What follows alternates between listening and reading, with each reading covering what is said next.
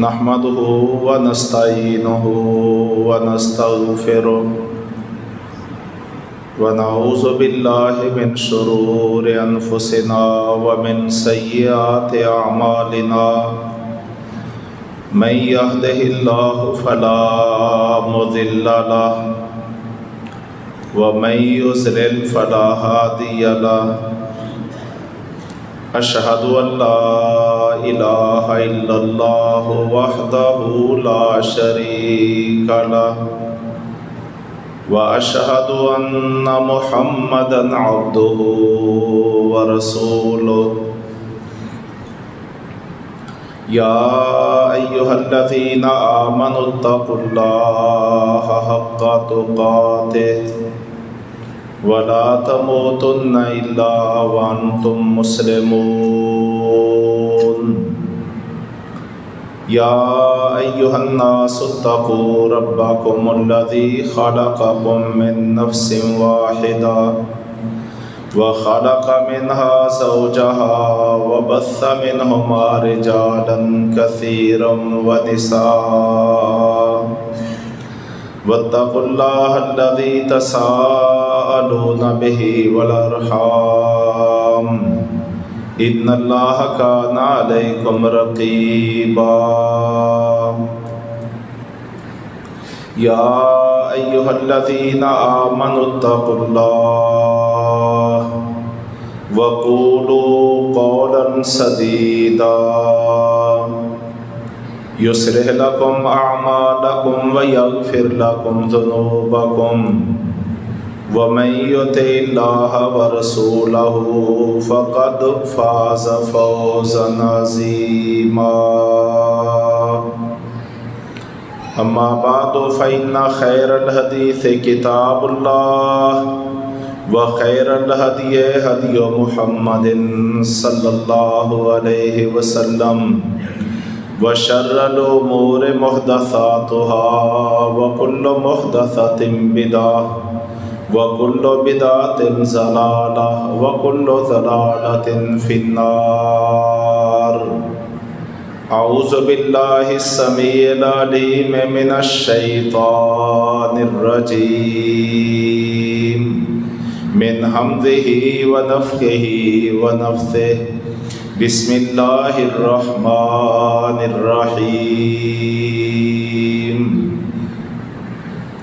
واعتصموا بحبل الله جميعا ولا تفرقوا واذكروا نعمة الله عليكم إذ كنتم أعداء فألف بين قلوبكم فأصبحتم بنعمته إخوانا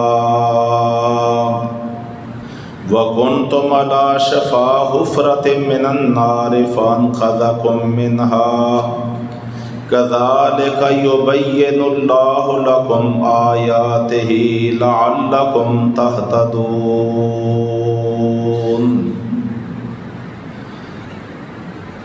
محترم بھائیو، اللہ کے فضل و کرم اور اس کی خاص توفیق سے ہم رمضان المبارک کا پہلا ہفتہ مکمل کرنے جا رہے ہیں۔ یہ ماہ مبارک جو اللہ تبارک و تعالیٰ کی طرف سے بہت بڑا انعام بن کے ہمارے پاس تشریف لایا ہے، اور اس میں اللہ تبارک و تعالیٰ کی یہ منشا نظر آتی ہے کہ وہ یہ چاہتا ہے کہ کوئی بھی ایمان والا مرد ہو یا عورت ہو، امیر ہو یا غریب ہو، جس کے دل میں ایمان موجود ہے، وہ جنت کے حصول کے بغیر اور جہنم کی آزادی کے بغیر نہیں رہنا چاہیے، اور رمضان المبارک میں اللہ تبارک و تعالی اتنے لوگوں کو جنت عطا فرماتا ہے اور اتنے لوگوں کو جہنم سے آزاد کرتا ہے جس کا باقی مہینوں میں تصور نہیں کیا جا سکتا۔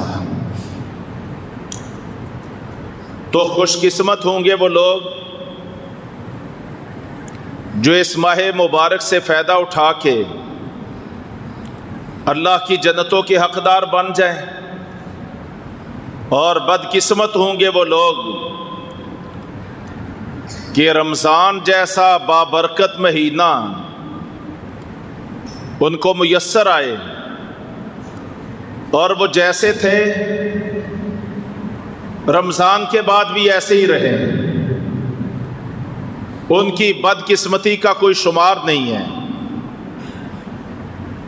اللہ تبارک و تعالی ہمیں ایسوں میں سے کر دے جن کے لیے 1443 ہجری کا یہ رمضان دنیا اور آخرت کی کامیابیوں، سعادتوں، برکتوں، رحمتوں اور جنتوں کے حصول کا ذریعہ بنے، اور اللہ ہمیں ایسوں میں سے نہ کرے کہ یہ رمضان بھی ان کا گزر جائے اور وہ بدقسمت کے بدقسمت رہیں اور بدبختی ان کا مقدر بنے۔ ساتھیو، اس کے لیے اپنے اندر کچھ تبدیلی پیدا کرنا ہوگی، اور باقی ماندہ 23-24 دنوں میں اپنے آپ کو مزید متحرک اور فعال کرنا ہوگا۔ کچھ امور طے کرنا ہوں گے، کچھ کرنے والے اور کچھ نہ کرنے والے، ان کا باقاعدہ طور پہ ایک خاکہ تیار کرنا ہوگا تاکہ ہم اس امتحان میں 100% نمبر حاصل کر کے کامیابی پا جائیں اور کہیں ناکامی، نامرادی ہمارا مقدر نہ ٹھہر جائے۔ رمضان کا اور قرآن کا آپس میں بہت گہرا تعلق ہے، اور یہ دو چیزیں ہیں کہ کل قیامت والے دن جب کوئی کسی کے کام نہیں آئے گا تو رسول رحمت صلی اللہ علیہ وسلم کے فرمان کے بموجب رمضان بھی سفارش کرے گا اور قرآن بھی سفارش کرے گا، اور رب تعالیٰ ان دونوں کی سفارش کو قبول کرتے ہوئے روزہ رکھنے والے اور راتوں کے قیام کرنے والے کا بیڑا اللہ تبارک و تعالیٰ پار کر دے گا۔ تو روزے کا بھی اہتمام کرنا ہے، اس کے تقاضوں کو پورا کرنا ہے، اور قرآن کے ساتھ بھی ساتھیوں اپنا بہت متحرک، شاندار اور جاندار تعلق قائم کرنا ہے تاکہ یہ رمضان بھی ہمارا سفارشی بن جائے اور یہ قرآن بھی ہمارا سفارشی بن جائے، اور باقی خیر کے کام بھی، ان کاموں کو اولیت دینی ہے، ترجیح دینی ہے۔ ہمارے پیغمبر صلی اللہ علیہ وسلم کا یہ اسوہ ہے کہ آپ صلی اللہ علیہ وسلم خیر کے کاموں میں تیز آندھی سے بھی زیادہ اپنی رفتار کو تیز کر دیا کرتے تھے۔ خیر کے کاموں میں، نیکی کے کاموں میں، اللہ کی رضا کے کاموں میں، اللہ کے بندوں کی مدد کے کاموں میں، تو رب تعالیٰ اس کی ہمیں توفیق عطا فرمائے۔ بھائیوں، یہ رمضان المبارک خاص طور پہ ایسے حالات میں ہمارے اوپر سایہ فگن ہوا ہے کہ جب ہم ملکی سطح پہ، قومی سطح پہ بڑا شدید افراتفری کا شکار ہیں، خلفشار سے دو چار ہیں، وطن عزیز میں ایک عجیب و غریب قسم کا ماحول بنا ہوا ہے، اور ان حالات میں یہ اللہ کا مبارک مہینہ ہمارے پاس آیا ہے۔ تو ایک تو میں یہ نصیحت کرنا چاہتا ہوں، کم سے کم ہمارا یہ فرض بنتا ہے ہم اپنے دامن کو فضولیات سے بچا لیں، لغویات سے بچا لیں، فضول تبصروں اور تجزیوں سے بچا لیں، اور اپنا وقت ضائع نہ کریں، اپنی زبان کا غلط استعمال نہ کریں، اپنے وجود کو بدعمالیوں سے لبریز نہ کریں۔ کم سے کم قوا انفسکم واہلیکم نارا، اپنے آپ کو بچا لیں، ایسا نہ ہو کہ ہم بھی اللہ کے غیظ و غضب کے لپیٹے میں آ جائیں۔ زبانوں کا غلط استعمال کئی دفعہ انسان کو جھوٹ تک لے جاتا ہے، اور یہ جھوٹ اور جھوٹ سے ملی جلی چیزیں یہ وہ ہیں کہ باقی اعمال کا بھی بیڑا غرق کر دیتی ہیں، اور انسان کے روزے کو بھی خراب کر دیتی ہیں۔ ایسے جھوٹے انسان، دروغ گو انسان اور یاوہ گوئی بکنے والے انسان رب تعالیٰ کو اس کے روزے کی بھی اور اس کے بھوکے اور پیاسے رہنے کی بھی کوئی ضرورت نہیں ہوتی ہے۔ اور دوسری بات یہ ہے، اللہ تبارک و تعالیٰ نے قرآن میں فرمایا ہے وَاعْتَصِمُوا بِحَبْلِ اللَّهِ جَمِيعًا وَلَا تَفَرَّقُوا، اے ایمان والو تم سب اللہ کی رسی کو مضبوطی سے تھام لو اور آپس میں فرقوں میں نہ بٹو، تفرق اختیار نہ کرو، اختلافات کو ہوا نہ دو، انتشار کا ماحول پیدا نہ کرو، آپس میں لڑائیاں اور جھگڑے نہ کرو۔ اللہ فرماتے ہیں ایک جگہ وَلَا تَنَازَعُوا، آپس میں تنازع نہ کرو، فَتَفْشَلُوا وَتَذْهَبَ رِيحُكُمْ، تمہارے اندر فشل پیدا ہو جائے گی، کمزوری واقع ہو جائے گی، تمہارا روب جاتا رہے گا، تمہاری ہیبت ختم ہو جائے گی، تمہارا وقار ملت داؤ پہ لگ جائے گا، تمہاری عظمت رفتہ گہنا جائے گی۔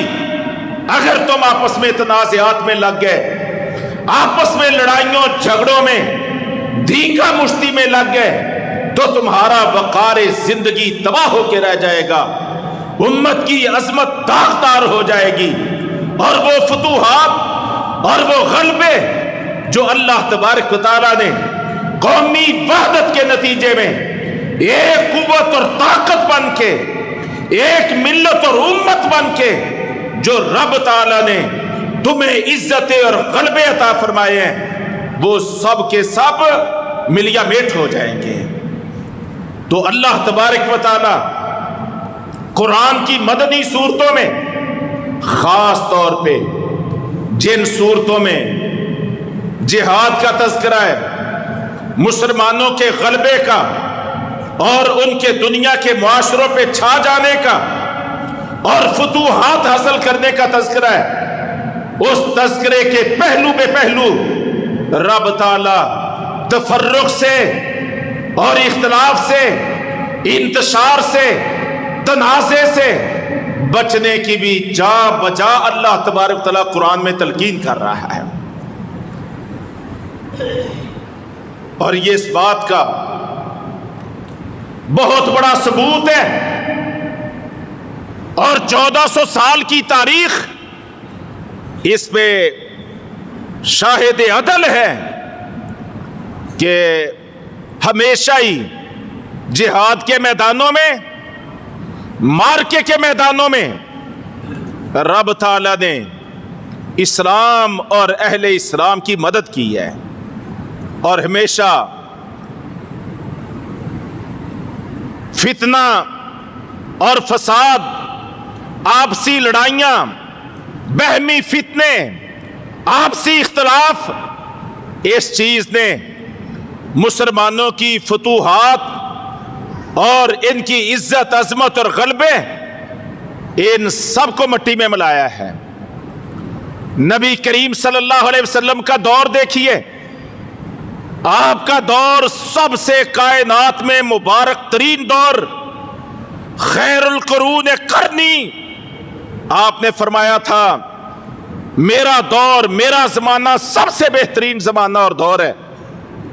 آپ کے دور میں بھی کتنے لوگ تھے مدینہ منورہ میں جن کے ناطے اور رشتے جڑے ہوئے تھے باہر کی دنیا سے، قریب کے یہودیوں سے، 400 میل فاصلے پر موجود مشرکین مکہ سے، اور سینکڑوں کلومیٹر دور رومی صلیبیوں سے ان کے ناطے اور رشتے جڑے ہوئے تھے، اور بارہا مدینہ کے اندر یہ رابطے اور رشتے، یہ اختلافات کو، صحابہ کے درمیان تنازع کو، انصار اور مہاجرین کی پرانی عصبیتوں کو اجاگر کرنے کا باعث بنتے تھے، لیکن وہ تو اللہ کے رسول درمیان میں موجود تھے۔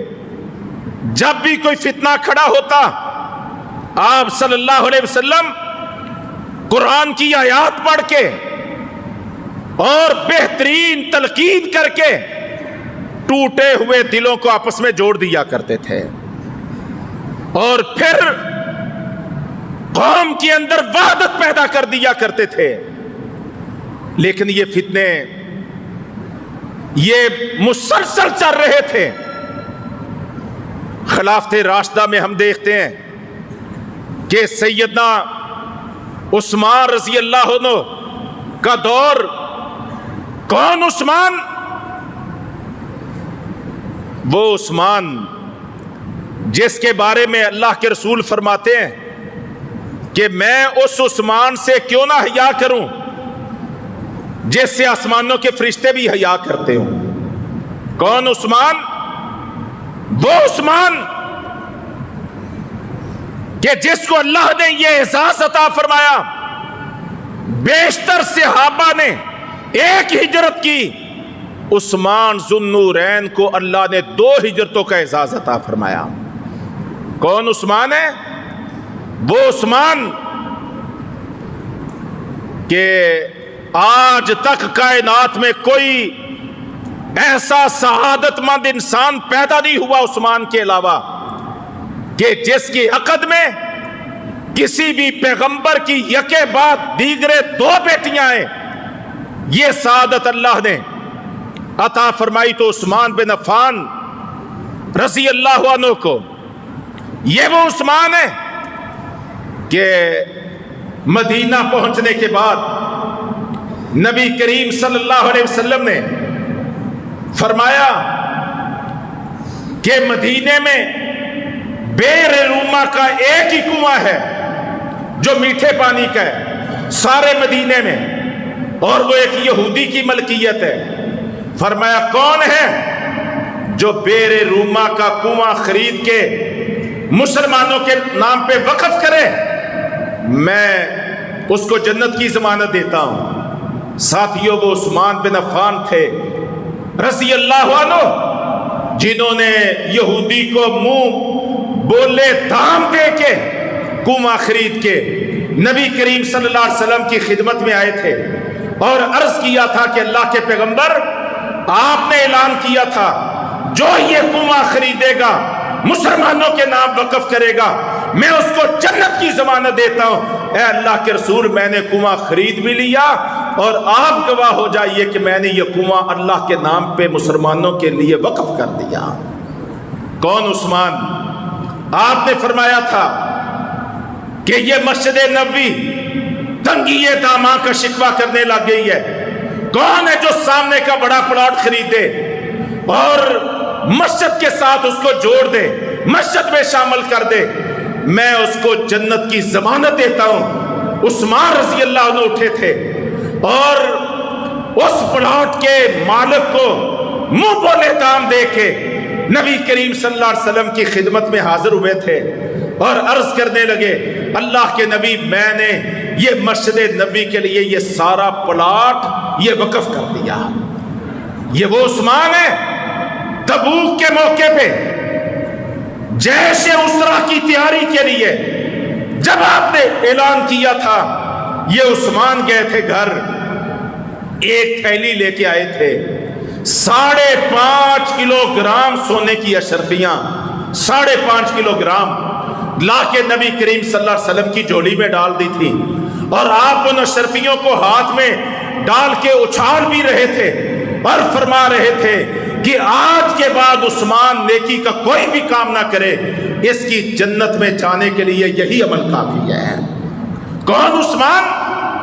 وہ عثمان جو اسلامی تاریخ میں اسلامی بحریہ کے بانی اول ہیں، جنہوں نے اسلامی بحریہ کی بنیاد رکھی، رومیوں کے مقابلے میں باقاعدہ سیدنا معاویہ رضی اللہ عنہ کی قیادت کرتے ہوئے، نگرانی کرتے ہوئے اسلامی بیڑا تیار کیا تھا، اور اسلامی بحریہ کا بانی اسلامی تاریخ میں سیدنا عثمان بن عفان کو کہا جاتا ہے۔ کون عثمان؟ مراکش سے لے کے کابل تک، آذربائیجان تک، آرمینیا تک، اور مصر بھی، اور مراکش بھی، اور فارس بھی، وہ کتنے 11 ملک ہیں، 11 ملک ہیں جو عثمان رضی اللہ عنہ کے نصف اول دور یعنی 6.5 سال میں 11 ملک ہیں دنیا کے جن پر لا الہ الا اللہ محمد رسول اللہ کا پرچم سیدنا عثمان بن عفان رضی اللہ عنہ کی خلافت میں لہرا گیا تھا۔ 22 لاکھ مربع میل تک سیدنا فاروق اعظم کی خلافت اور 44 لاکھ مربع میل تک سیدنا عثمان بن عفان کی خلافت پہنچ گئی تھی۔ گویا کہ پہلے 3 حکمران نبی اکرم صلی اللہ علیہ وسلم، ابو بکر صدیق، فاروق اعظم رضی اللہ عنہما، ان تینوں ادوار میں 22 لاکھ مربع میل علاقہ فتح ہوتا ہے، اور اکیلے عثمان بن عفان کے 6.5 ابتدائی سالوں میں 22 لاکھ مربع میل فتح ہوتا ہے۔ میں آپ کو اسلام کے پھیلنے کی، غالب آنے کی، لشکروں کی چڑھائی کی اور اللہ کی زمین کی تسخیر کی میں آپ کے سامنے بات رکھ رہا ہوں، لیکن ساتھیوں المناک معاملہ کیا تھا کہ جب فتوحات کے یہ سلسلے چل رہے تھے، ہر طرف اسلامی لشکر فتح کے جھنڈے گاڑ رہے تھے،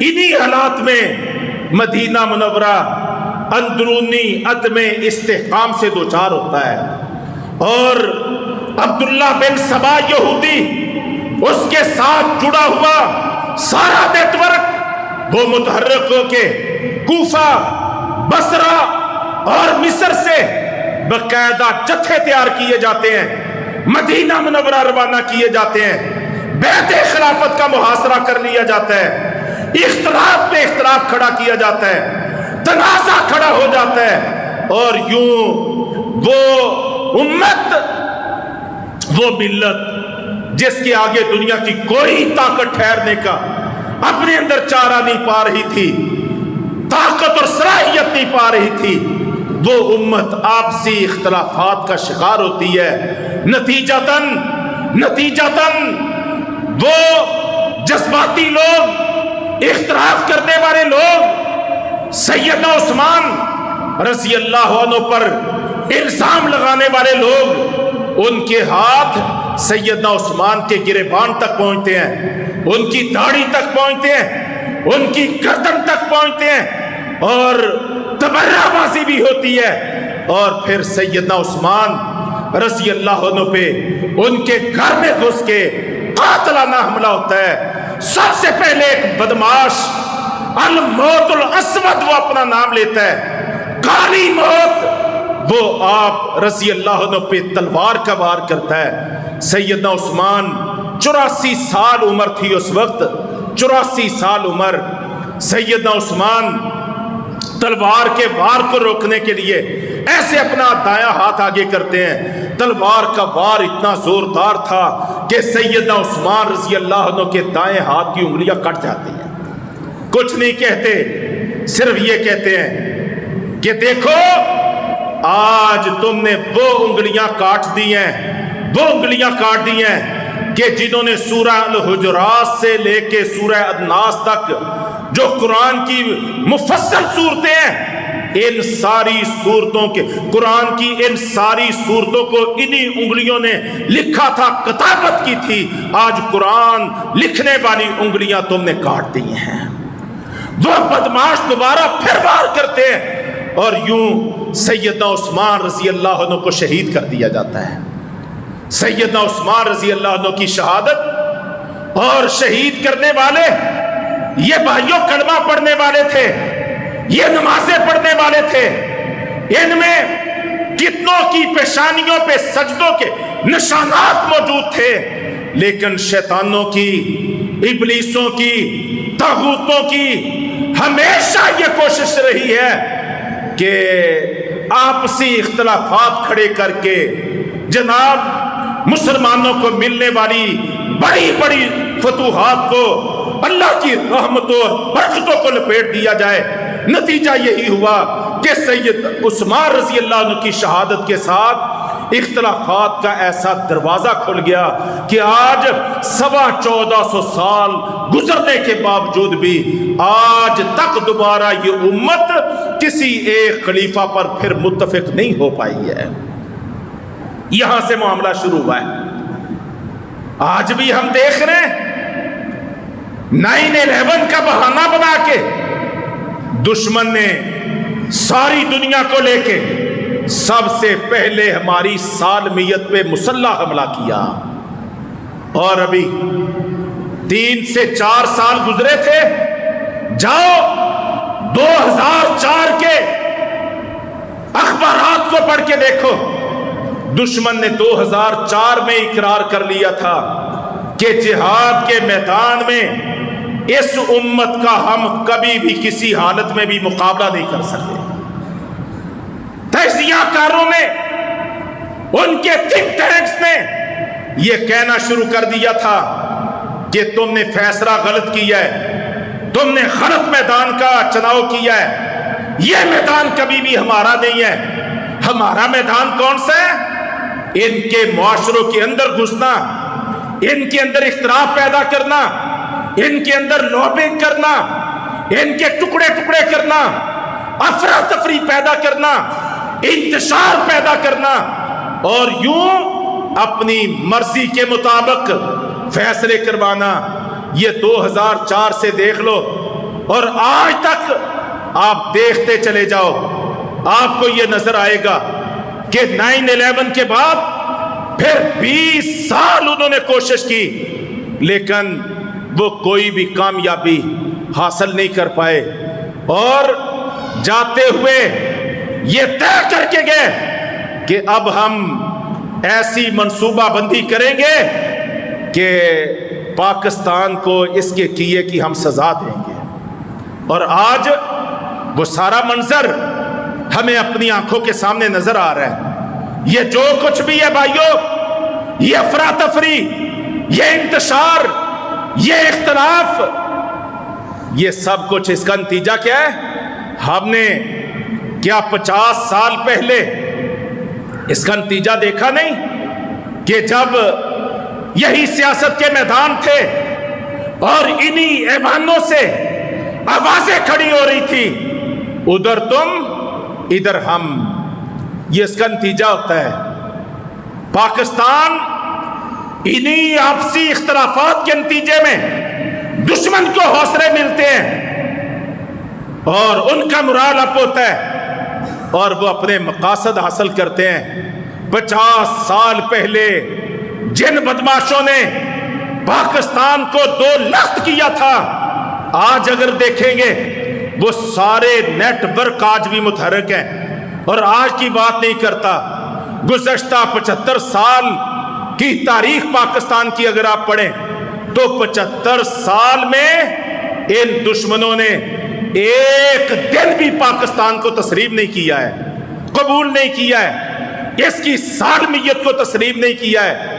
یہ ہمیشہ سے پاکستان کے دشمن ہے، یہ پاکستان سے زیادہ نظریہ پاکستان کے دشمن ہے، یہ پاکستان کے وجود کے دشمن ہے، یہ پاکستان کے سی پیک کے دشمن ہے، یہ پاکستان کے ایٹمی اثاثوں کے دشمن ہے، یہ پاکستان میں کھڑی ہونے والی نظریے کی، وحدت کی، اسلام کی تحریکوں کے دشمن ہے۔ اس اعتبار سے گزشتہ 5 صدی میں ان پاکستان اور اسلام کے دشمنوں کو ہمارے وطن عزیز کا وجود کبھی بھی تسلیم نہیں ہوا ہے، کبھی بھی انہوں نے برداشت نہیں کیا ہے۔ اور آج یہ فتنے، یہ اختلافات، یہ انتشار کی کیفیتیں آج پھر اپنے جوبن پہ ہیں۔ ہم سیاسی پارٹیوں کو بھی کہتے ہیں، ہم عوام پاکستان کو بھی کہتے ہیں، ہم مقتدر حلقوں کو بھی کہتے ہیں کہ ماحول کو ٹھنڈا کرنے کی ضرورت ہے، باہم مل بیٹھ کے منصوبہ بندی کرنے کی ضرورت ہے، نفرتوں کو آخری کنارے پہ لے جانا اور کفر اور اسلام کے مسئلے بنانا یہ مسائل کا حل نہیں ہے، اس سے مسئلے حل نہیں ہوں گے۔ مدینہ منورہ کا جب اللہ کے رسول نے معاشرہ قائم کیا تھا، رحمتوں برکتوں والا، محبتوں والا معاشرہ، اس کا تذکرہ اللہ تبارک و تعالی قرآن حکیم میں کرتا ہے۔ فرمایا وَاذْكُرُوا إِذْ كُنْتُمْ أَعْدَاءً فَأَلَّفَ بَيْنَ قُلُوبِكُمْ، فرمایا یاد کرو وہ وقت تم تو آپس میں ایک دوسرے کے دشمن تھے، ایک دوسرے کی جان کے پیاسے تھے، ایک دوسرے کا مال لوٹتے تھے، ایک دوسرے کی عزتوں کا کھلواڑ کرتے تھے۔ فَأَلَّفَ بَيْنَ قُلُوبِكُمْ، یہ رب تعالیٰ کا تمہارے اوپر انعام ہے کہ اس نے تمہارے دلوں کو آپس میں ملا دیا، تمہارے دلوں کو آپس میں ملا دیا، اور تم اللہ کی اس نعمت کے نتیجے میں آپس میں بھائی بھائی بن گئے۔ ساتھیو، آج اس اخوت اسلامی کا ایجنڈا قوم کے سامنے پیش کرنے کی ضرورت ہے۔ نفرتوں کی جگہ محبتوں کو کھڑا کرنے کی ضرورت ہے، اس پیغام کو عام کرنے کی ضرورت ہے۔ ہم نفرتوں سے کبھی بھی پاکستان فتح نہیں کر سکتے، ہم اللہ کی نعمتیں کموات ہو سکتے ہیں، نفرتوں، عداوتوں اور دشمنیوں سے اللہ کی رضا اور نعمتیں حاصل نہیں کر سکتے ہیں۔ تو جو کام ہمارے پیغمبر رسول اکرم رسول رحمت صلی اللہ علیہ وسلم نے کیا تھا، وہی آج ماحول میں کھڑا کرنے کی ضرورت ہے۔ اللہ کا شکر ہے کہ ہم اللہ کے فضل و کرم سے اس موقف، منہج اور مشن اور منشور پہ لگے ہوئے ہیں، اور آپ دیکھ رہے ہیں رمضان المبارک میں جہاں ہر طرف نفرتوں کے بیج بوئے جا رہے ہیں اور ایک دوسرے پہ کراس فائرنگ کی جا رہی ہے، ان حالات میں آپ ہی لوگ جو اللہ کے فضل و کرم سے رات کے اندھیروں میں اپنے بھائیوں کے لیے پکے پکائے کھانے تیار کر کے ان کے گلیوں اور دہلیزوں تک پہنچا رہے ہو، باقاعدہ طور پہ محبتوں کو پروان چڑھا رہے ہو، انشاءاللہ اس سے ہمارے دل آپس میں جڑیں گے۔ واللہ میں تو یہ سمجھتا ہوں آج اللہ اکبر تحریک کے کارکنان پہ بہت بڑی ذمہ داری آ گئی ہے، بہت بڑی ذمہ داری آ گئی ہے۔ ساری پارٹیاں ایک ایجنڈے پہ کھڑی ہے اور اللہ اکبر تحریک باقاعدہ دلوں کو آپس میں جوڑنے کے ایجنڈے پہ کام کر رہی ہے۔ اللہ اس کی ہمیں توفیق عطا فرمائے، اس عمل کو آگے بڑھانے کی توفیق عطا فرمائے۔ نبی کریم صلی اللہ علیہ وسلم نے فرمایا تھا مثل المؤمنین فی توادہم وتحابہم وتعاطفہم کمثل الجسد الواحد، فرمایا مومنوں کی مثال آپس میں محبت، مودت، الفت، باہمی تعاون، ایک دوسرے سے ہمدردی، اس اعتبار سے آپ نے فرمایا ایک جسم کی طرح ہے۔ آج ہمیں کہاں نظر آتا ہے؟ کہاں ہے ہم ایک جسم؟ کہاں ہے ہمارا یہ مومنانہ کردار؟ بھائیو، اس کو ابھارنے کی ضرورت ہے، اس کو کھڑا کرنے کی ضرورت ہے، اور یہ کام انشاءاللہ اللہ تبارک تعالیٰ نے ہم سے لینا ہے۔ دشمن تو یہ چاہتا ہے، دشمن کی چاہتوں کو میں نے آپ کے سامنے پیش کر دیا ہے۔ 2004 میں امریکہ نے باقاعدہ نقشہ جاری کیا تھا کہ 50 سال پہلے ہم نے پاکستان کو 2 لخت کیا تھا اور اب ہم پاکستان کو 7 ٹکڑوں میں بانٹنے جا رہے ہیں۔ جغرافیائی طور پہ 7 ٹکڑوں میں بانٹنے جا رہے ہیں۔ یہ تو اللہ کا فضل ہوا کہ ساری دنیا نے اپنا سر پٹول کر لیا، لیکن وہ پاکستان کی سالمیت کو پارا پارا نہیں کر سکے۔ لیکن خطرہ اس بات کا ہے جو کام دشمن نہ کر سکا ہو وہ کہیں کام اپنے نہ کرتے ہیں، گھر کے نہ کر دے۔ میرے محترم بھائیوں، میں نے اسلامی تاریخ کے حوالے آپ کے سامنے پیش کیے ہیں کہ جو کام یہود و نصارہ ہنود خود اپنی تلواروں، لشکروں اور سپاہ کے ساتھ نہ کر سکے، وہ آپس کی لڑائیوں کے نتیجے میں وہ جناب خلافت کی چولے ہل گئی۔ عثمان رضی اللہ عنہ کو شہید کر دیا گیا، سید علی رضی اللہ عنہ خلافت سنبھالتے ہیں اور ان کا 6 سال کا پورا دور خلافت جو ہے وہ لڑائیوں میں، جھگڑوں میں، جنگ جمل اور جنگ صفین میں آپسی تنازعات، اس کی نظر ہوتا ہے کتنے لوگ دا حق شہید ہوتے ہیں، کس قدر امت کا خون بہتا ہے۔ وہ تلواریں جو کفر کی گردنیں مار رہی تھی، وہ تلواریں آپس میں چلتی ہیں۔ خطرہ اس بات کا ہے اگر ان حالات کو جلدی کور نہ کیا گیا تو حالات جس سمت میں جا رہے ہیں، کہیں اللہ میرا معاف کرے ہم دنیا کے سامنے تماشا نہ بن جائیں۔ تو اس کے لیے عوام پاکستان کو بھی اور حکمرانوں کو بھی اور مقتدر اداروں کو بھی سب کو اپنا اپنا کردار ادا کرنا ہے، نفرتوں کے ماحول کو ختم کرنا ہے، محبتوں کو پروان چڑھانا ہے۔ یہی آج کے خطبہ جمعہ کا سبق ہے اور یہی قرآن کی دعوت ہے۔ فرمایا فاعتصموا بحبل اللہ جمیعا ولا تفرقوا، اللہ کی رسی کو سب مضبوطی سے تھام لو اور فرقوں میں نہ بٹ جاؤ، فرقوں میں نہ بٹ جاؤ۔ فرقے صرف یہی نہیں ہے کہ بریلوی، دیوبندی اور جناب شافی، مالکی، حنبلی، یہ فرقے ہیں۔ فرقوں کی فرقہ تفرق ایک بہت وسیع اصطلاح ہے، لفظ ہے، اس میں ایک بندہ بھی بعض اوقات فرقہ قرار پاتا ہے، ایک بندہ بھی۔ اللہ ہمیں امت بننے کا درس دیتا ہے، ملت بننے کا درس دیتا ہے، جماعت کے ساتھ جڑے رہنے کا درس دیتا ہے، ہر حال میں، پریشانی میں، خوشی میں، آسانی میں، تنگی میں، ہر قسم کے حالات میں جماعت کے ساتھ وابستہ رہنے کا رب تعالی ہمیں حکم دیتا ہے۔ تو اللہ تبارک و تعالیٰ کے ان احکام پہ ہمیں عمل کرنا ہے، ان پر سوچ و بچار کرنی ہے، ان پر قوم کو کھڑا کرنا ہے۔ یہ پاکستان 7 دہائیوں کے بعد آج اللہ کے فضل و کرم سے اس پوائنٹ پر پہنچا ہے کہ یہ دنیا کی बड़ी बड़ी इस्तेमारी ताकतों की आंखों में आंखें डाल के बात करने के काबिल हुआ है। कहीं आपसी लड़ाइयाँ पाकिस्तान के इस वक़ार और इस मेयार को ख़त्म ना कर दें, कमज़ोर ना कर दें, दुश्मन को बगले बजाने का मौका ना मिले। अल्लाह तबारक व तआला हमारे हाल पे रहम करे। तो इसके लिए भाइयों बहुत मुतहर्रिक होने की ज़रूरत है, बहुत फ़ाल होने की ज़रूरत है।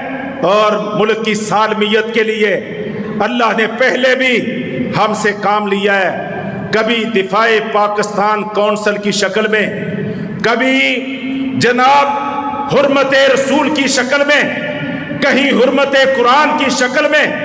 हर दौर में रब ताला ने हमसे काम लिया है। आज फिर हालात का तकाज़ा है, हमें गली गली जाना है, डोर टू डोर जाना है, एक एक फर्ज से मिलना है, लोगों को ये दावत देनी है कि नहीं, हमने ऐसे तफर्रुक वाले, इख्तलाफ वाले, एक दूसरे के गिरेबानों को पहुंचने वाले हाथ, हमने इन कैफियतों को बदलना है। हमारे नबी करीम सल्लल्लाहु अलैहि वसल्लम ने हुकूमत और इक़्तिदार की खातर आपस में लड़ने वालों को गधों के साथ तशबीह दी है। फरमाया जैसे गधे एक दूसरे को टांगे मारते हैं, दुलत्तियां मारते हैं, फरमाया एक वक्त आएगा मेरी उम्मत के लोग आपस में एक दूसरे को इक़्तिदार और हुकूमत की खातर गधों की सी लड़ाई लड़ेंगे।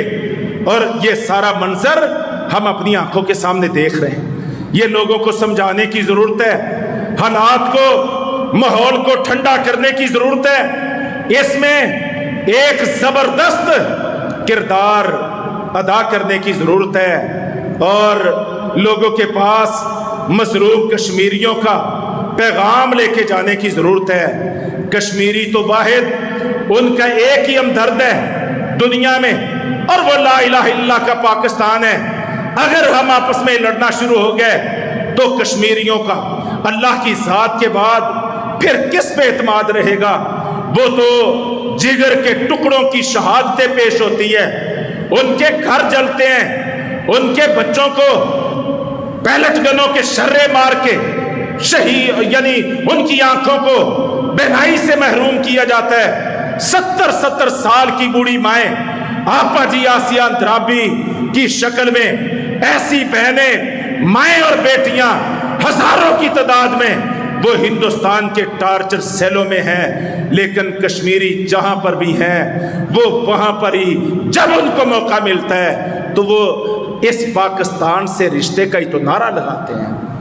वो तो यही आवाज बुलंद करते हैं कि पाकिस्तान से रिश्ता क्या, ला इलाहा इल्लल्लाह। मेरे मोहतरम भाइयों, अगर हमने पाकिस्तान को इसी अफरा तफरी से दो चार कर दिया तो मुझे बताओ कश्मीरी फिर कौन सा नारा लगाएंगे? वो तो अफरा तफरी वाला पाकिस्तान नहीं चाहते, वो तो गुलामी की जंजीरें तोड़ने के लिए हजारों नहीं लाखों बेटे कुर्बान कर चुके हैं और सिर्फ आज़ादी चाहते हैं, और आज़ादी भी ला इलाहा इल्लल्लाह वाली चाहते हैं, और पाकिस्तान से जुड़ना चाहते हैं, और ला इलाहा इल्लल्लाह वाले पाकिस्तान से जुड़ना चाहते हैं। तो ज़रा गौर करो हम किस तरफ जा रहे हैं, हम क्या कर रहे हैं। इसलिए हम सारी सियासी मजहबी पार्टियों को आज दावत देते हैं, अपने रवैयों पे गौर करो, अपने हालात को सुधारने की कोशिश करो, और अपने साथी मुफादात की बजाय मुल्क के मुफादात, कौम के मुफादात, उम्मत के मुफादात, इनको सबसे पहली तरजीह देने वाले बन जाओ। अगर ये मुल्क सालम रहा, सलामत रहा, तो हमें सब कुछ अल्लाह अता फरमा देगा। पहले भी हुकूमतें और बारियां लगी हैं, आइंदा भी बारियां मिल जाएंगी, लेकिन अगर पाकिस्तानी सलामत ना रहा तो फिर हमारा कुछ भी बाकी नहीं बचेगा। दुश्मन ने ये हरबा जो इस वक्त हमारे ऊपर, ये जंग जो इस वक्त हमारे ऊपर मुसल्लत की है, दुश्मन ने इसका तजुर्बा इराक में भी किया, शाम में भी किया, लीबिया में भी किया, यमन में भी किया, دیکھ لو وہاں پہ حشر نشر کیا ہو چکا ہے. نہ ان کی جانیں محفوظ ہیں, نہ ان کے مال محفوظ ہیں, نہ ان کے گھر محفوظ ہیں, نہ ان کی عزتیں محفوظ ہیں, نہ چادر چار دیواریاں اور چاندنیاں محفوظ ہیں.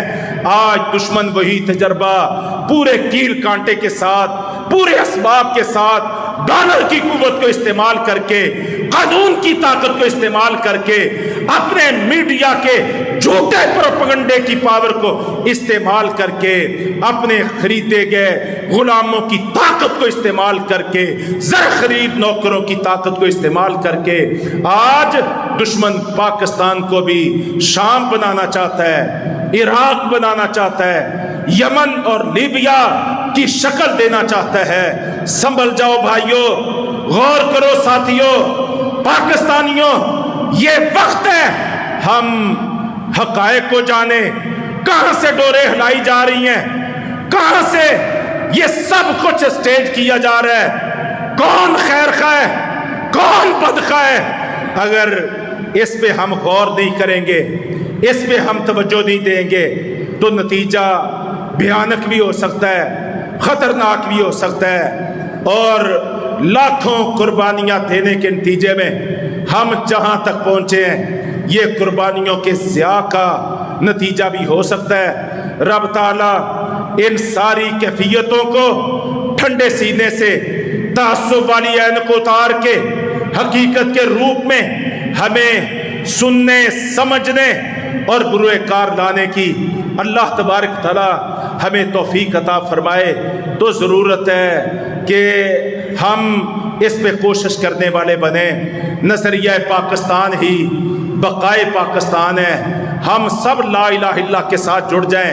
ہم یہ نہیں کہتے کہ فلاں پارٹی کے ساتھ جڑو, ہم کسی کو حق نہیں کہتے, کسی کو باطل نہیں کہتے.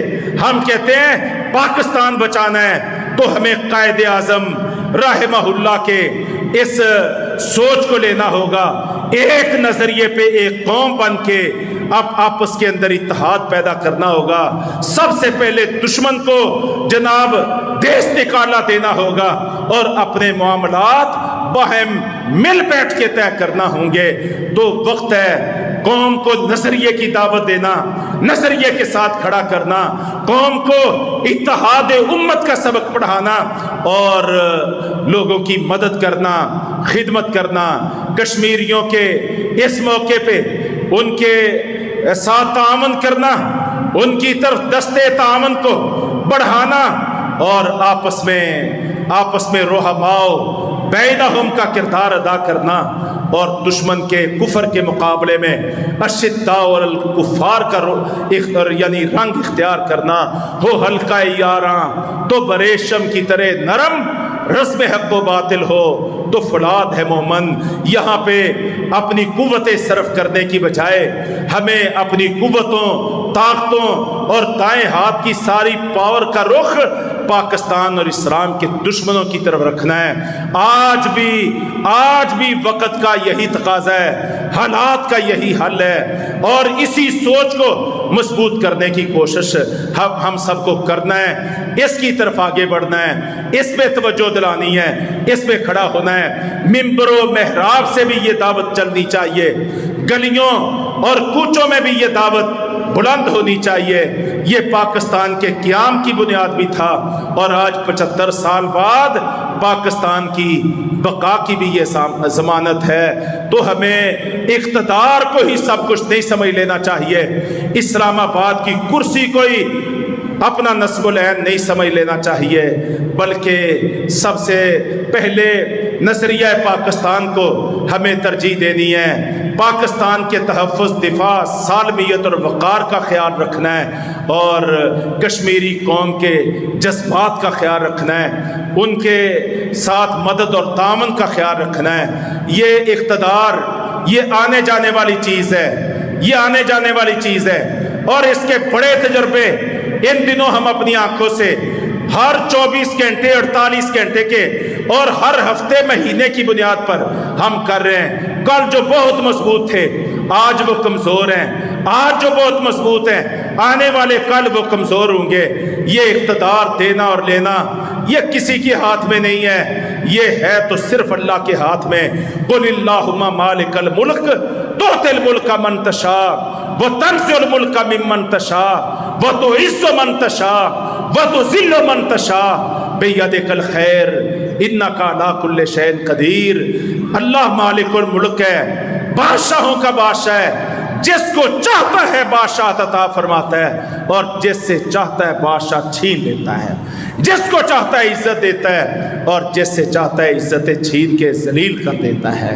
اس کے ہاتھ میں خیر ہی خیر ہے اور وہ ہر چیز پہ قادر ہے۔ تو اللہ کی طرف توجہ کرنے کی ضرورت ہے۔ یہ رمضان المبارک کا مہینہ تو اللہ کا مبارک مہینہ ہے۔ اس ماہ مبارک میں رب تعالیٰ کی طرف رخ کرنے کی ضرورت ہے، اپنی گندی عادات اور حرکات و سکنات کو بدلنے کی ضرورت ہے، کہیں ہم اللہ کے غیظ و غضب کا شکار نہ ہو جائیں کہ اتنا بابرکت مہینہ مہمان بن کے آیا اور ہم نے اللہ کے مہمان کی توقیر اور عزت ہی نہ کی اور اپنے مفادات کے پیچھے بھاگے اور پھرتے رہے۔ تو ساتھیو اللہ کی طرف رجوع کرنے کی ضرورت ہے، اللہ کے وقار کو ملحوظ رکھنے کی ضرورت ہے اور اللہ کی اس نعمت پاکستان اس کی قدر کرنے کی ضرورت ہے، نظریہ پاکستان کی قدر کرنے کی ضرورت ہے، اپنے جذبات کو ٹھنڈے کرنے کی ضرورت ہے اور اخوت اور بھائی چارہ کا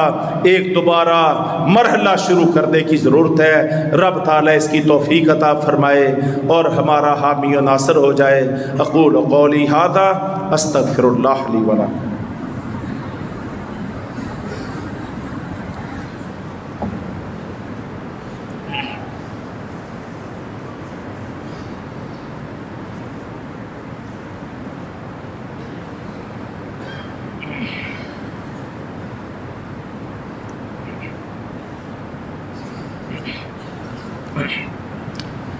ان الحمد للہ نحمده ونستعینه ونستغفره ونعوذ باللہ من شرور انفسنا ومن سیئات اعمالنا من يهده الله فلا مضل له ومن يضلل فلا هادي له اشهد ان لا الہ الا اللہ وحدہ لا شریک له واشهد ان محمدا عبدہ ورسولہ۔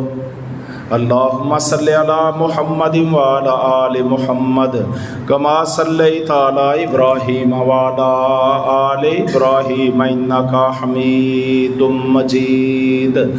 اللہم بارک علی محمد وعلی آل محمد کما بارکت علی ابراہیم وعلی آل ابراہیم انکا حمید مجید۔ اما بعد فإن خیر الحدیث کتاب اللہ وخیر الہدی ہدی محمد صلی اللہ علیہ وسلم وشر الامور محدثاتها وکل محدثۃ بدعہ وکل بدعۃ ضلالہ وکل ضلالۃ فی النار۔